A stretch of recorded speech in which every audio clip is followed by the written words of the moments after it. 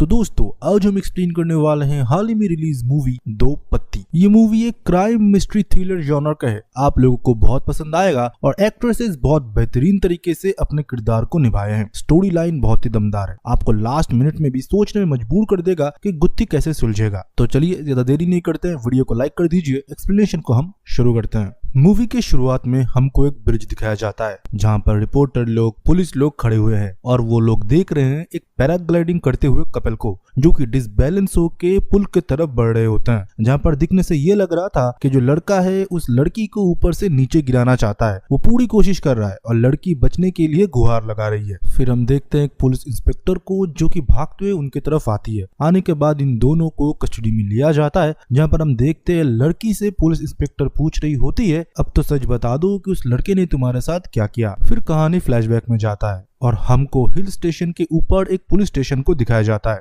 जहां पर हम विद्या ज्योति को देखते हैं जो कि नई ज्वाइनी थी। वो एक इंस्पेक्टर है। फिर हम देखते हैं कि वो अपने कलीग के साथ बात कर रही होती है, तब तक लाइट चली गई थी। तब उसको बड़े साहब बुलाते हैं अपने केबिन में। केबिन में बुलाने के बाद उनको बोलते हैं इधर सर्दी बहुत पड़ती है, आदत डाल लो, और तुम्हारी इतनी बार पोस्टिंग हुई इसके पीछे का रीजन भी मुझे पता है। तुम इतनी ऑनेस्ट पुलिस ऑफिसर हो कि कोई भी काम को तुम अधूरा नहीं छोड़ते, हर जगह तुम ऑनेस्टी दिखाते हो, बट तुम्हारे साथ जो लोग रहते हैं वो तुम्हारी तरह सोचते नहीं, इसलिए तुम हर एक पुलिस स्टेशन से दूसरे पुलिस स्टेशन बदलते रहते हो। तो चलो तुम्हारे ऑनेस्टी की वजह से हम तुमको देते हैं पेट्रोलिंग की ड्यूटी, जो कि बिल्कुल भी अच्छा नहीं था। वो विद्या ज्योति को भी पता थी। अपने सीनियर ऑफिसर के लेक्चर सुनने के बाद वो फिर अपने केबिन में आती है। केबिन में आने के बाद उनके पास एक कॉल आता है जहां पर ये पता चलता है कि एक घर में डोमेस्टिक वायलेंस हुआ है, एक लड़की को उसके पति ने मारा है। तो कंप्लेंट सुनने के बाद कांस्टेबल बोलते हैं मैडम आप जाएंगे ना, आपको ये पता लगेगा कि औरत कंप्लेंट करेंगे ही नहीं, बोलेंगे कि मेरा पति कुछ भी नहीं करता। विद्या तब बोलती है हमें हमारी ड्यूटी करनी पड़ेगी क्योंकि कॉल आया है, हमको जरूर जाना चाहिए। फिर हम देखते हैं विद्या जाती है उनके घर में और घर का दरवाजा खोलती है सोमिया सूद, और उसी के साइड में उसकी माँ जी भी खड़ी हुई होती है। विद्या के पूछने पे वो बताते हैं कि कुछ नहीं हुआ, पड़ोसी ने शायद कॉल कर दिया होगा, पर सोमिया कुछ भी नहीं बोलती, वो डरी सही रहती है।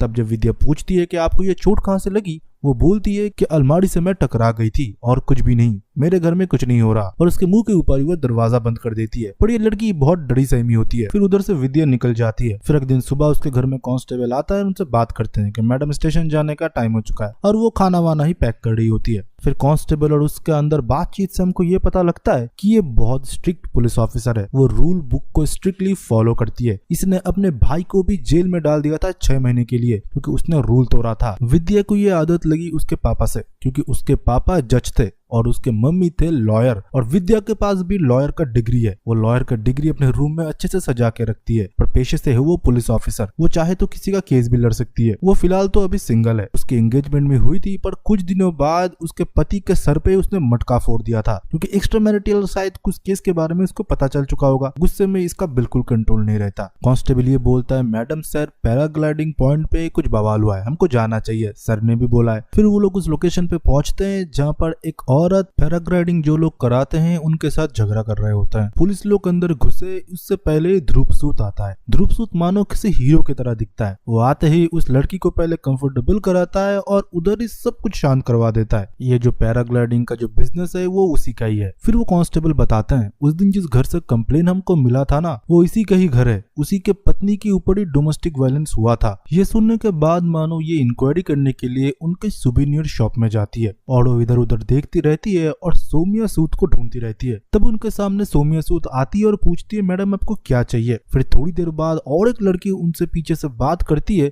जो कि हूबहू सोमिया की तरह दिख रही होती है। वो देखने के बाद चौंक जाती है। फिर वो बाहर आती है और बाहर उनकी माँ जी खड़ी हुई होती है। वो फिर बोलती है ये जुड़वा बहनें हैं। फिर ये भी शौक हो जाती है कि उस दिन उसने किसको देखा था। माँ जी फिर इंस्पेक्टर विद्या को अकेले बुलाती है और बातचीत करने के लिए। वो ये बोलती है उस दिन घर से मैंने ही आपको कॉल किया था, वो सोमिया को मार देगा, उसका पति ध्रुव सूद, और वो चाहकर भी कंपेल नहीं करा सकती क्योंकि वो अपने बहन से नहीं हारना चाहती, वो अपने परिवार को भी बचाना चाहती है। फिर जब बहन वाला एंगल आता है फिर हमको फ्लैशबैक में दिखाया जाता है और इंस्पेक्टर को वो सब कुछ बताना शुरू करती है। आज से बहुत साल पहले इनके घर में एज ए मेड इन दोनों बच्ची की देखरेख करने के लिए आई थी, पर कुछ दिनों में ही इन दोनों को इसने अपना लिया था। इनके माँ के साथ ये दोनों बहुत ही कनेक्टेड थे। पापा तो शराब में ही डूबे रहते थे। दोनों बच्ची अपने माँ से बहुत प्यार करते थे। उनके माँ के लिए भी पूरी दुनिया ये दोनों बच्ची ही थी। सोमिया बहुत डरी सहमी रहने वाली बच्ची होती है और शैली स्ट्रेट फॉरवर्ड। ये महज 8 साल के थे मैडम। इनकी माँ गुजर गई थी। सोनिया थोड़ा कमजोर थी और मुझको ही माँ बुलाया करती थी और शैली मुझे माँ जी बोलती थी। इन दोनों बच्चों की देखरेख मुझे करना पड़ता था। पापा तो शराब में ही डूबे रहते थे और माँ के मरने के बाद और ज्यादा। दोनों बच्चों की तरफ तो उनका ध्यान ही नहीं था। सोमिया थोड़ा कमजोर थी, वो दवाई भी लेती थी, इसके साथ इनहेलर भी, तो उसका देखरेख मुझे थोड़ा ज्यादा करना पड़ता था। पर शैली को ये बिल्कुल पसंद नहीं था। वो बोलती थी कि ये नाटक कर रही है, इसको कोई भी एक्स्ट्रा अटेंशन की जरूरत नहीं है। आपको तो पता है जब ट्विंस होते हैं दोनों में झगड़े होते हैं, दोनों में लड़ाई होता है। पर उनके पापा ने ये किया कि शैली को हॉस्टल में भर्ती कर दिया और शैली मानो तब से सोमिया के ऊपर गुस्सा थी। वो ये बोल के घर छोड़ी थी कि तुझको मैं देख लूंगी। आज तो मैं हॉस्टल में जा रही हूँ तो घर में रह रही है, पर लाइफ में मैं तुझे कभी जीतने नहीं दूंगी। ये लास्ट स्टेटमेंट के साथ शैली घर छोड़ती है और हॉस्टल में भी चली जाती है। कुछ दिन बाद इनके पापा भी मारे गए थे, पर शैली घर नहीं आई। हॉस्टल के छुट्टी में भी घर नहीं आई और इस तरफ शैली भी बहुत बड़ी हो गई।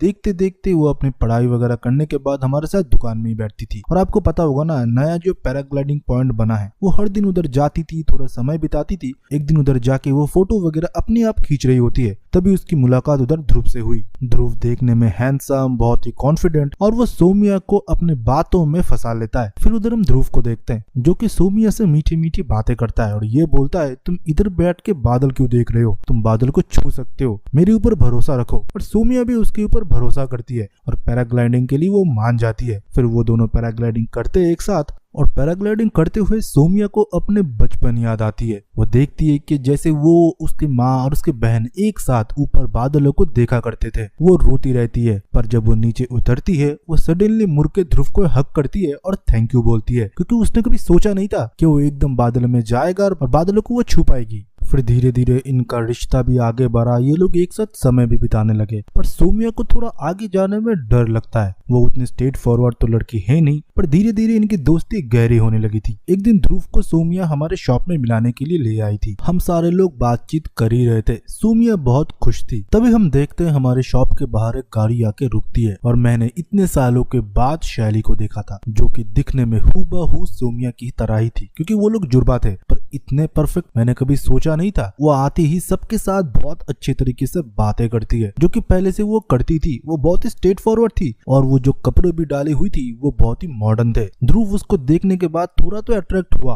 और उन दोनों के बीच थोड़ा बातचीत भी हुई, जो देखने के बाद सोमिया बहुत मायूस हो चुकी थी। फिर हम शैली को देखते हैं जो कि अपनी बहन के साथ बात कर रही होती है। वो अपने बहन को उसी के ही अच्छे दोस्त मतलब ध्रुव के बारे में पूछती रहती है और ये बोलती है वो थोड़ा मेरे टाइप का है, मुझसे उसके इंट्रो करा दो बहुत अच्छे से, हम दोनों अच्छे लगेंगे ना, तुम्हारे मन में उसके लिए कोई फीलिंग्स नहीं है ना। सोमिया कुछ भी नहीं बोलती क्योंकि वो थोड़ा शांत किस्म की और प्राइवेट किस्म की लड़की थी, पर वो सब कुछ समझ चुकी थी कि शैली अब आ चुकी है। वो जिस किस्म की लड़की है वो ध्रुव को उससे दूर ले जाएगी, और वही हुआ। ध्रुव के साथ नजदीकियां धीरे धीरे शैली बढ़ाने लगती है। अभी पैराग्लाइडिंग ध्रुव और शैली एक साथ करने लगे थे। एक साथ उनकी नजदीकियां धीरे धीरे बढ़ने लगे थे। वो लोग फिजिकल भी हो रहे थे, जो सब कुछ दूर से सोमिया देखती है, पर वो कुछ कर नहीं पाती। वो मन ही मन घुटती रहती है और ध्रुव के लिए उसका जो प्यार था वो बोल भी नहीं पाई। फिर सोमिया भी खुद को मना चुकी थी कि ध्रुव अभी उसके बहन मतलब शैली के साथ है। फिर हम देखते हैं कि ध्रुव एक टूरिज्म का डील करने के लिए टूरिज्म मिनिस्टर के साथ अपने घर के बाहर एक कॉन्वर्सेशन में था, जहां पर मिनिस्टर को 500 करोड़ के अप्रूवल के ऊपर साइन वगैरह करना था और अंदर डीजे पार्टी चल रहा था, जो ऑब्वियसली ऑर्गेनाइज कराया था शैली ने, जो कि बहुत मॉडर्न किस्म की है और बिना म्यूजिक की तो वो रह ही नहीं सकती। और ड्रिंक्स पीने के साथ थोड़ा सीन क्रिएट भी करने लगी थी, जो ठीक करने के लिए ध्रुव अंदर जाता है, पर ध्रुव के ऊपर वो चढ़ जाती है और उसके साथ फिजिकल होने की कोशिश करती है, जो कि मिनिस्टर भी देख लेता है और वो बोलता है ये मीटिंग अभी हम नहीं करेंगे, हम बाद में करेंगे, और वो चला जाता है। पर ध्रुव को तब एम्बैरस फील होता है। उसका इतना बड़ा डील साइन होते होते रह गया सिर्फ शैली की वजह से, और शैली को मानो कुछ फर्क ही नहीं पड़ता। वो मुस्कुराती रहती है और हम सोमिया को देखते हैं जो कि शैली को संभालने की कोशिश कर रही थी और ध्रुव को भी। तभी हम देखते हैं माजी 2 ड्रिंक्स लेके आती है ध्रुव के सामने और ये बोलती है तुमने गलत तो नहीं चुन लिया है। तब मानो थोड़ा फ्रिक्शन के लिए ध्रुव को भी रियलाइज होता है कि उसको शैली चाहिए या उसको सोमिया चाहिए। फिर हम उस दिन रात को देखते हैं, हम देख पाते हैं कि ध्रुव एक बाथटब में बैठा हुआ होता है और उसके पास बहुत सारे बोतल भी रखे हुए थे जो कि ऑब्वियसली शराब के थे। उसका आंख पूरा लाल हुआ था। तभी उसके पापा उसको कॉल करते हुए गालियां देते हैं और यह बोलता है 500 करोड़ तूने कभी अपने एंड से कमाए भी है, मेरे पैसे पे तू पल रहा है और मिनिस्टर के साथ तुमने डील कैंसिल करवा दिया। अगर तुझसे नहीं संभाला जाता इसको छोड़ दे, तेरा कितना कांड मैं छुपाऊं, अब तो लौंडियाबाजी करने लगा है। तेरे मम्मी ने सही बोला था, तेरी किसी सुशील लड़की के साथ शादी करा दो और तू घर बैठ। ये सब लौंडियाबाजी छोड़, शादी कर ले एक अच्छे से लड़की से और सेटल होकर बिजनेस में अपना पूरा फोकस दे। और तब हम देखते हैं ध्रुव को बहुत ही गुस्सा आ रहा था, उसका आंख पूरा लाल था, मानो वो अपने पापा को तरफ गुस्से से कुछ बोलना चाहता है पर उसके हाथ पैर बंधे हुए हैं, वो कुछ बोल नहीं सकता। तभी वो फोन कर देता है। फिर अगले दिन सुबह हम देखते हैं कि वो पैराग्लाइडिंग पॉइंट में था जहाँ पर सोमिया आती है और बोलती है शैली कल रात से नशे में है, आज सुबह भी नहीं उठी, मैंने बुलाने की बहुत कोशिश की। ध्रुव फिर उसको ही सीधा पूछ लेती है तुम क्या मेरे साथ चलोगे पैराग्लाइडिंग में, और सोमिया हाँ बोल देती है। वो दोनों जब आसमान में होते हैं तब ध्रुव उसे कन्फेस करता है कि मैं और कहीं पर भागना नहीं चाहता, मुझे अभी लाइफ में सेटल होना है और मुझे बस अभी तुम ही चाहिए जो मेरा घर संभाले और मुझे भी। मुझे लाइफ में स्पोर्ट्स एडवेंचर और ज्यादा नहीं चाहिए, ज्यादा स्पोर्ट्स से हार्ट अटैक भी होता है। और सोमिया इस बात पे मान भी जाती है और खुश भी हो जाती है। पता नहीं भाई क्या हुआ, उसको ये भी नहीं पता कि वो सेकंड ऑप्शन है। लड़कियां इस जगह क्यों पिघल जाती है जब किसी से वो सच्चा प्यार करती है। फिर क्या था, ये दोनों राजी हो जाते हैं। और दूसरी जगह हम देखते हैं शैली इसके लिए बिल्कुल तैयार नहीं थी। वो ये बोलती है तुम मुझसे शादी मत कर, इससे मुझे कोई प्रॉब्लम नहीं था, पर तू मेरे बहन से शादी कर रहा है, वही मेरी सबसे बड़ी प्रॉब्लम है। मैं कभी उससे हार नहीं सकती, मैं उससे बेहतर हूँ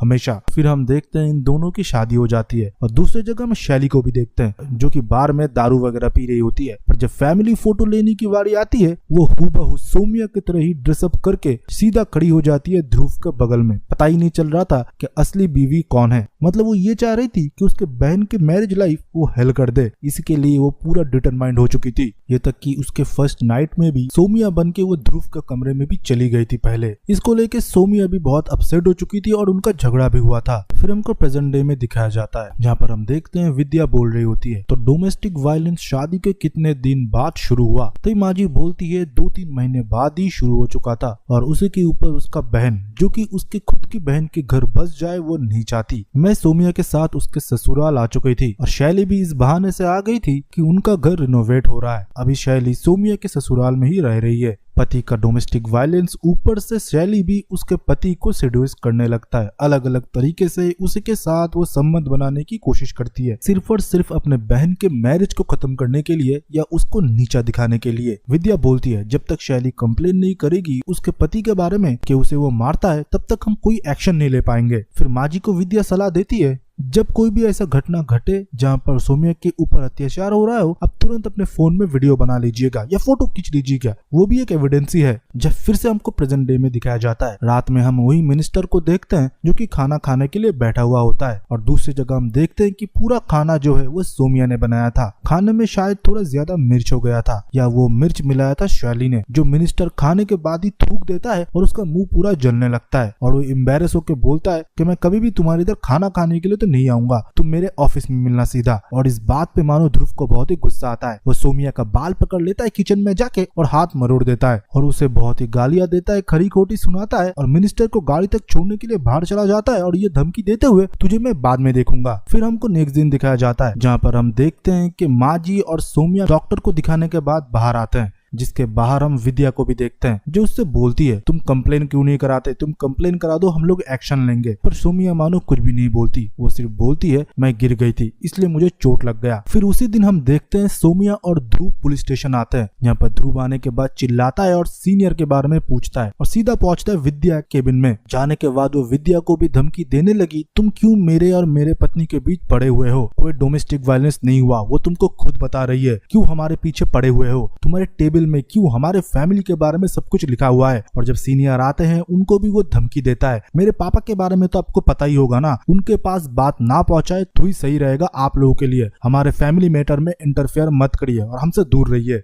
फिर हम उस दिन रात को देखते हैं। सौम्या किचन में खाना बना रही होती है और ध्रुव पीछे से आता है और उसके साथ इंटीमेट होने की कोशिश करता है। इंटीमेट होते हुए सौम्या बोलती है कि मुझे बच्चे चाहिए, जिस बात पे ध्रुव को बहुत ही गुस्सा आता है। वो चीखते हुए बोलता है फिर से वो नाटक तुमने शुरू कर दिया, और सौम्या को धकेल देता है। फिर वो अपने कमरे में चला जाता है गुस्से में। फिर अगले दिन सुबह हम माजी को देखते हैं, जहाँ पर शैली को बोल रही होती है सौम्या को वो बहुत मारता है, तुम सौम्या को समझाओ कि वो सहती है, वो पुलिस को सब कुछ क्यों नहीं बता देती। शैली फिर बोलती है वो नाटक कर रही है, उसको कोई मारवाड़ नहीं पड़ रहा। अब देखिए अपने पति के साथ कितना नीचे खुश है। ध्रुव फिर हम देखते हैं सौम्या से माफी भी मांगता है और सौम्या उसे माफ भी कर देती है। पता नहीं कैसा प्यार है इन दोनों का। फिर माजी शैली से बोलती है तू क्यों उधर से चली नहीं जाती, इन दोनों के लाइफ और ज्यादा खराब कर चुकी है तू। फिर शैली बोलती है इसकी पति ही मेरा पीछा नहीं छोड़ता, मैं चली जाऊंगी, आप चिंता मत करिए। फिर हमको अगले दिन दिखाया जाता है शैली और माजी गए थे बाजार सामान लेने के लिए। सौम्या और ध्रुव घर में अकेले थे। सौम्या को लगा था सब कुछ ठीक हो चुका है, ध्रुव ने फिर से माफी मांग लिया है। सौम्या फिर से बच्चों वाली टॉपिक उठाता है और ये बोलता है मुझे बच्चे चाहिए, हम दोनों को परिवार शुरू करना चाहिए। पर ध्रुव का ये कहना था मैं मेरे बिजनेस को एक्सपेंड करना चाहता हूँ, बच्चे के लिए मेरे पास टाइम नहीं है। और क्या हमेशा बच्चे बच्चे करते हो, लाइफ में थोड़ा फॉरवर्ड सोचो, लाइफ में थोड़ा गोल एम्बिशन बनाओ, शैली को देखे कुछ सीखो, मुझसे जीवन में गलती हो गई, मैंने गलत बहन को चुन लिया है। ये बात सुनने के बाद सौम्या भी अपना आपा खो देती है। वो बोलने लगती है तुम्हें तो घरेलू लड़की चाहिए थी, इसलिए तुमने मेरे साथ शादी किया, और तुम एम्बिशन गोल के बारे में पूछ रहे हो। मेरे लाइफ की एम्बिशन गोल मेरे लिए तो बहुत क्लियर है, तुम्हारे लिए क्या क्लियर है। पापा के पैसों पर बिजनेस संभाल रहे हो, फिर भी अच्छे से वो तुमसे संभाला नहीं जा रहा। और इसी बात पे मानो ध्रुव को बहुत ही गुस्सा चढ़ जाता है। वो सौम्या को बहुत पीटता है, पीटते पीटते वो सीढ़ियां से भी सौम्या को गिरा देता है। सौम्या का हालत बहुत ही नाजुक हो चुका था। तब हम देखते हैं कि उसके सामने ध्रुव आता है और ये बोलता है क्यों मुझे गुस्सा दिलाते हो, तुमको तो पता है ना गुस्से में मैं क्या कुछ कर देता हूँ। और उसी को वैसी हालत में छोड़ के वो घर के बाहर चला जाता है। फिर से हमको सौम्या को दिखाया जाता है जो फिर से खड़ी होती है और खुद ही वो अपनी साफ सफाई करती है और मेकअप से अपने दाग धब्बे को छुपाने के बाद डॉक्टर दिखाने के बाद वो फिर से घर लौटती है। और ये सब कुछ होते हुए इंस्पेक्टर विद्या देख रही होती है। तभी इंस्पेक्टर विद्या अपने कांस्टेबल को बोलता है ध्रुव सूद के बारे में पुराने केसेस भी ओपन करो, पता लगाओ कि इसके कितने केसेस है जो इसके अय्याश बाप ने छुपाए हैं। और दूसरी जगह हम देखते हैं कि माँ जी ध्रुव को वार्न करती है एक बार और मेरे बच्ची को हाथ लगाया तो मैं खुद पुलिस में जाऊंगी। ध्रुव तब आसानी से बोल देता है वो तो मेंटल पेशेंट है, आपको पता नहीं, जब वो बच्ची थी तभी से वो मेडिसिन लेती है, मैं पुलिस को बता दूंगा वो डिप्रेशन की पेशेंट है, उसके तो इतने सारे पिल्स चल ही रहे हैं, पुलिस को मेरे ऊपर कोई शक नहीं बैठेगा, बाकी मेरे पापा संभाल लेंगे। और माँ जी ये भी हो सकता है डिप्रेशन के चलते वो खुद सुसाइड कर ले,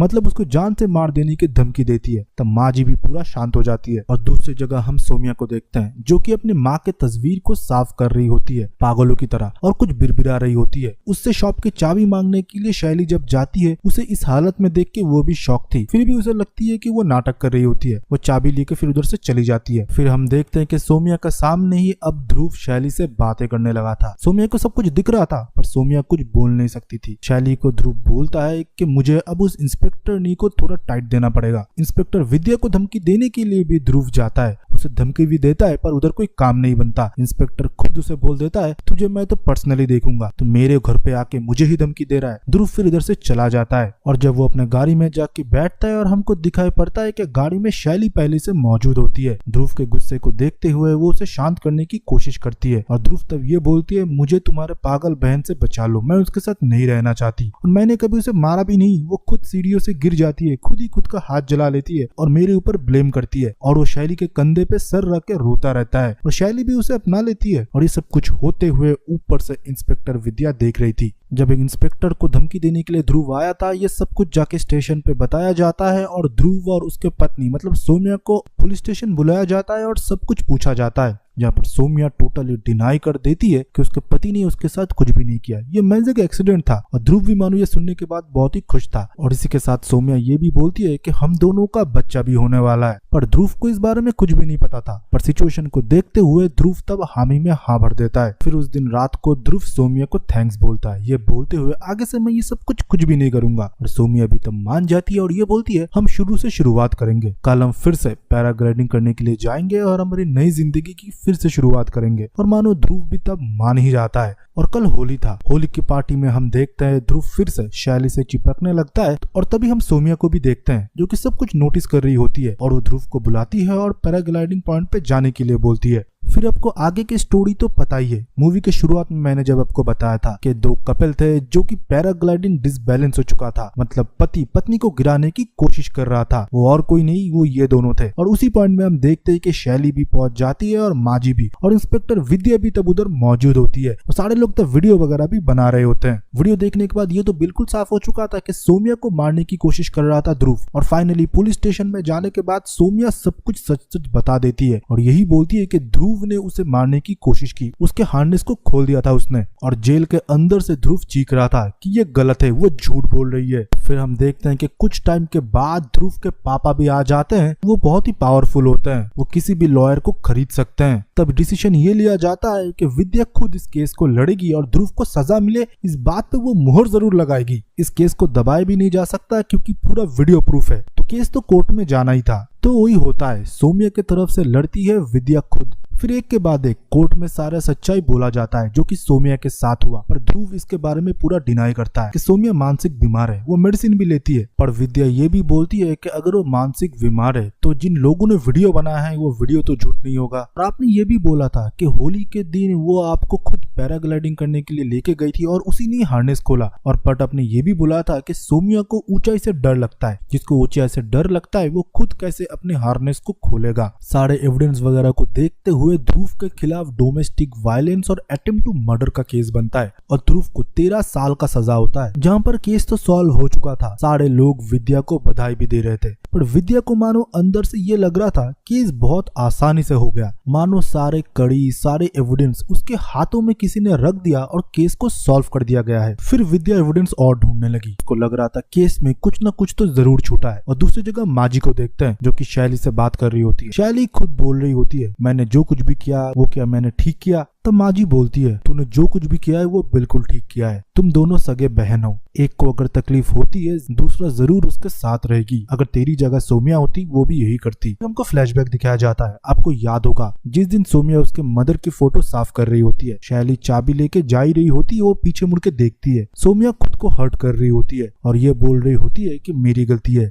मेरे वजह से ही माँ मारी गई और मैं भी मारी जाऊंगी क्योंकि ध्रुव को कोई सजा नहीं होगा, क्योंकि कोई मुंह नहीं खोलेगा, मैं भी मारी जाऊंगी। पर मेरे बाद मेरे 2 बच्चों का क्या होगा? मेरे 2 बच्चे हैं, शैली और सोमिया। मानो धीरे धीरे उसे मानसिक बीमारी पकड़ रही होती है जो कि बिल्कुल सोमिया के अंदर नहीं था। ये शैली को पता था और तब उसे और ये भी पता चला कि उसे ध्रुव बहुत पीटता था, इस वजह से आज उसकी बहन की यह हालत है। तभी वो डिसाइड करती है कि उसकी बहन की मदद तो जरूर करेगी। जब विद्या को कोई एविडेंस नहीं मिलता वो सीधा चला जाता है ध्रुव से मिलने के लिए। और ध्रुव से मिलने के बाद वो पूछती है होली पार्टी से क्या तुम सीधा पैराग्लाइडिंग पॉइंट पे गए थे या कहीं और गए थे? तुमको और कोई डिटेल याद है? ध्रुव बहुत देर तक सोचता है और यह बोलता है हाँ, उसे थोड़ा इनहेलर चाहिए था इसलिए हम शॉप होते हुए गए थे और मैं आपसे कोई बात नहीं करूंगा, मेरे लॉयर आपसे बात करेंगे, मैं जरूर छूट जाऊंगा। ये बात सुनने के बाद ही मानो विद्या को पूरा गेम धीरे धीरे समझ में आना शुरू हो जाता है। जब इनहेलर लेने के लिए गाड़ी रुका था, सोमिया गाड़ी से बाहर निकलती है और शॉप के अंदर जाती है। पर शॉप से बाहर आती है शैली जो कि हूबहू सोमिया की तरह मेकअप करी हुई थी, इसलिए जब हार्नेस खोला गया उसे कोई डर नहीं लगा क्योंकि शैली को ऊंचाई से कोई डर नहीं था। फिर आगे की स्टोरी तो आपको पता ही है। फिर पुलिस स्टेशन से विद्या को ये भी पता चला मेडिकल करने से थोड़ी देर पहले दोनों को ही एक साथ बाथरूम आया था और दोनों बाथरूम के अंदर ही एक दूसरे के कपड़े बदल लेते हैं और एक दूसरे कपड़े बदलने की वजह से सबको लगा कि ये शैली है और ये सोमिया। तो दोनों ने मेडिकल भी कराया और मेडिकल भी दोनों का साफ ही निकला, किसी को कुछ भनक भी नहीं लगा। Truly master plan. और विद्या तब हंसती है और ये बोलती है जो तुझे कोर्ट में बोलना चाहिए था, जिस वजह से तू बच सकता था वो तूने कोर्ट में नहीं बोला गधे। और ये बोलने के बाद वो बाहर चली जाती है। फिर सीधा विद्या पहुंचती है सोमिया के घर में। सोमिया के घर में जाने के बाद वो देखती है कि माजी और शैली बैठी हुई होती है। उन दोनों से वो प्रॉमिस करती है कि केस को मैं रीओपन करूंगा, तुम तीनों को मैं सजा जरूर दिलाऊंगा, तुमने क्या बेवकूफ बनाया है मुझे। शैली फिर बाहर आती है और मैम को रोकने की कोशिश करती है, ये बोलती हुए मैडम अगर आप ये करते हो मेरी बहन वैसे ही मर जाएगी क्योंकि वो मेरे बहन को मरवा देगा। आपको भी पता है कि उसने ये सब कुछ किया है मेरे बहन के साथ, आप लोग क्या चाहते हो? जस्टिस के चलते हुए मेरे बहन जब मरेगी तब क्या मैं पुलिस के पास पहुंचूंगा? मुझे पता है जो कुछ भी किया गया है वो हमने ही किया है, पर ये सच्चाई है कि उसके साथ ये सब कुछ हुआ है, उसके साथ डोमेस्टिक वायलेंस हुआ है और इतने हद तक हुआ है कि वो मर सकती थी, ये आपको भी पता है। अब मैं आपके ऊपर छोड़ देता हूँ, आपको केस रीओपन करना है या हम लोगों को ऐसे ही जाने देना है और हमको खुशी से जीने देना है। पर हम देखते हैं कि कोर्ट में केस रीओपन होता है। विद्या ने केस को रीओपन किया था। कोर्ट का प्रोसीजर शुरू हो और विद्या कुछ एविडेंस पेश करे इससे पहले हम देखते हैं कि सोमिया बोलती है कि मैं कुछ कन्फेस करना चाहती हूँ। जज उसे कटघरे में आने के बाद सब कुछ बोलने के लिए बोलता है। सोमिया फिर बोलती है, मैं कन्फेस करती हूँ कि मेरे माँ के मरने में मेरा भी हाथ है। मेरे पापा आए दिन मेरे माँ के ऊपर डोमेस्टिक वायलेंस करता जाता। हम लोग बस देखते थे,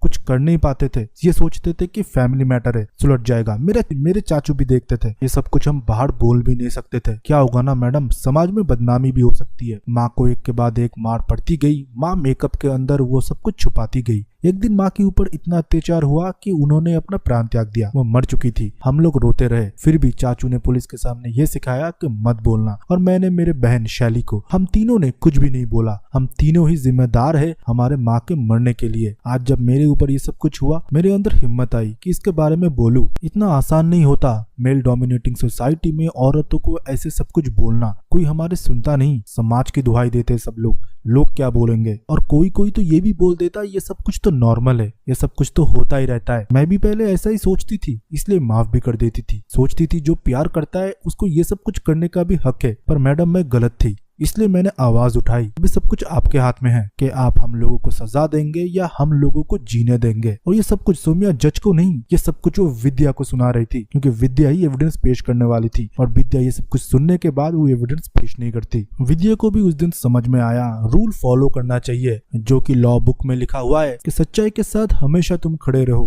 पर जो रूल बुक में लिखा हुआ है वो सिर्फ चंद लोगों के लिए है। जिनके पास पावर है वो इसका मिसयूज करता है। कुछ सोशल मैसेज के साथ इस मूवी का इधर ही एंडिंग होता है। आई होप आपको एक्सप्लेनेशन पसंद आया हो। एक्सप्लेनेशन अगर पसंद आता है तो वीडियो को लाइक करे, हमारे चैनल को सब्सक्राइब करके बेल आइकन को दबा दे नेक्स्ट वीडियो की नोटिफिकेशन पाने के लिए। रुकिए आप लोग जाइएगा मत। आप लोगों के लिए एक फ्री मूवी वाउचर या कोई भी OTT प्लेटफॉर्म का 1 महीने का सब्सक्रिप्शन टोटली फ्री हम लोग दे रहे हैं। वो आपको मिलेगा एक छोटा सा टास्क करने की वजह से। आप लोगों के लिए हमारा और एक फ्री सर्विस है। तो वो क्या है, एक वीडियो प्ले होगा अभी, उसको थोड़ा देख लीजिए। अगर आप ऑनलाइन शॉपिंग करते हो फ्लिपकार्ट, अमेजॉन, मिंत्रा में, तो आपको पता होगा कि लिमिटेड टाइम के लिए प्रोडक्ट के प्राइस डाउन हो जाते हैं। तो तभी हम हमारे ग्रुप में उस प्रोडक्ट की डील डाल देते हैं, आप लोग खरीद लेते हो। तो पिन कमेंट के पहले लिंक से हमारे ग्रुप में ज्वाइन हो जाइए, जो कि टोटली फ्री है। आप खरीदेंगे फ्लिपकार्ट, अमेजॉन, मिंत्रा से, और कब प्राइस डाउन जा रहा है वो हम आपको बताएंगे। देख लिया, अच्छे से समझ लिया कि आप लोगों का क्या बेनिफिट होने वाला है। तो ग्रुप में ज्वाइन होइए और इस वीडियो के कमेंट सेक्शन में अपना ओपिनियन दीजिए एक्सप्लेनेशन से रिलेटेड।